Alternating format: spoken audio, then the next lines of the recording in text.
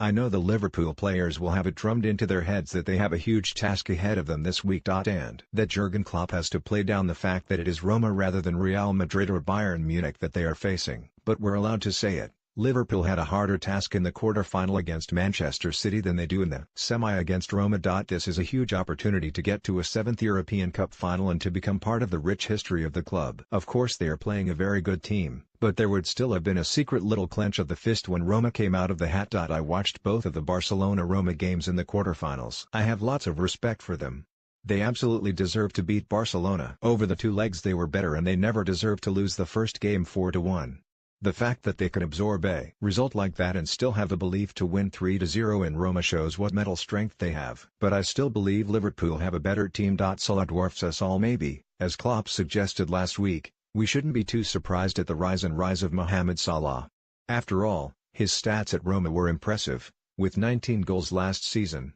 That said, he is beginning to make me and the likes of Robbie Fowler, Fernando Torres and Luis Suarez look average. And I don't think anyone predicted he would score 41 goals by now for the club. If there is one moment which exemplified the improvement, it was the chipped goal he scored at the Etihad to make it 1-1 against Manchester City in the Champions League quarter-final. Second leg. I didn't have him down as a natural goal-scorer at the start of the season. He was still a little like Raheem Sterling, raw and picking the wrong finish.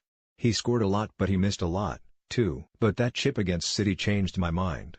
With great goal scorers, their mind works slower when they get a chance. Normal human behavior when there is an accident, a crisis or stressful situation is to talk faster, breath heavier and panic. Being one-on-one with a goalkeeper clearly isn't as stressful as a genuine trauma. But in professional terms, it can induce anxiety and provoke similar reactions. Yet the best players can repress all of that. Most people's hearts race given a chance like that. Salah has perfected the art of seeing the game in slow motion, allowing himself time to pick the right finish, even when the real-time speed is 100 miles per hour. Firmino pulls strings. The PFA Team of the Year is out and you can understand people opting for Harry Kane above Roberto Firmino. But his undeniable excellence is in danger of being overshadowed by Salah this season and Sadio Mane last season. The Mane Firmino-Salah mix is a perfect example of how stats can't quantify the chemistry of a forward line. We've seen countless examples of people trying simply to buy the best players in the world and put them together. But teams are all about combinations and how they work together. That front three works because of the often unnoticed work of Firmino. He does a superb job out of possession, starting the press and winning the ball back. Take the first goal against Manchester City in the first leg of the Champions League quarter-final. Most people when they miss a chance put their hands on their head, look to the gods and moan about it. His reaction to a missed chance wasn't even a split second. It was faster than that. He was on it straight away. He nabs the ball, Salah scores and it's 1-0.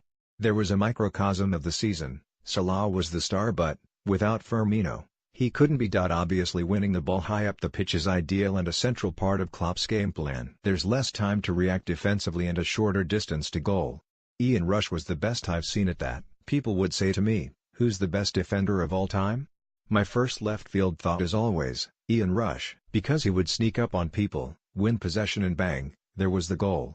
In Firmino, Liverpool have one of the best defenders since Rush. Work only half done. I'm too young to remember Rome, 1984. I do remember scoring twice against Roma in the Olympic Stadium on our way to the 2001 UEFA Cup win, one of my best memories at Liverpool. But when you're at the club, the iconic images of 1984, possibly the most demanding of all the European Cup wins in the 70s and 80s, given that Liverpool were playing away from home, are always there. And they will be there in the minds of the Anfield crowd on Tuesday. It doesn't matter that the majority of the crowd and none of the players would have seen the team. They will know the stories and that engenders belief. There is no doubt there is something different in the air on a European night at Anfield. And that is the unquantifiable power of history which has been handed down from generation to generation. It's one thing as a professional to be confident. But confidence comes and goes. Great players have it more often than not, but ultimately it is a feeling which often fluctuates. But a club's history is more like a belief system which underpins your life. The players will have felt it, seen it, read about it, heard about it, and believe in it. They know Anfield is one of the great stadiums which has hosted these extraordinary nights. It's an extremely powerful psychological boost to have at the back of your mind. You know great things happen there.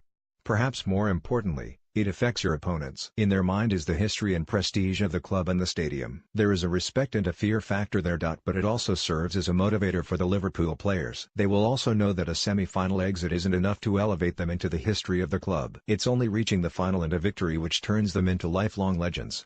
Their work is only partially done at present, and that in itself should be enough to drive them into the final. Van Dijk is colossal. There are some obvious strengths in the Roma team, starting with goalkeeper Alisson, who is keeping Ederson out of the Brazil national team and who is interesting several Premier League clubs. Looking at his command of the area and his saves, he seems like the next big thing in terms of goalkeeping. He is the likeliest challenger to David De Gea in becoming recognized as the world's best goalkeeper. Edin Dzeko is a wonderful number 9, in great form, and we knew that he was good from his time at Manchester City when he was an important part of their 2012 title win before falling out of favour under Manuel Pellegrini. And then there is Daniele De Rossi, a club legend, 34 years old and holding it all together at the base of the midfield, allowing Rajan Nainggolan to get forward.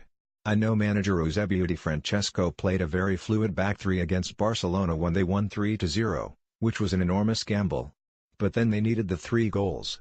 Against Liverpool, we can expect something much more cautious. But I'm confident Liverpool will have enough. Dzeko is at the top of his game, but so is Virgil van Dijk. I've always thought that the size of him, his presence, strength and passing ability made him like 2 players. And he scores goals. With him, I'm not concerned with any striker in the world. He is colossal.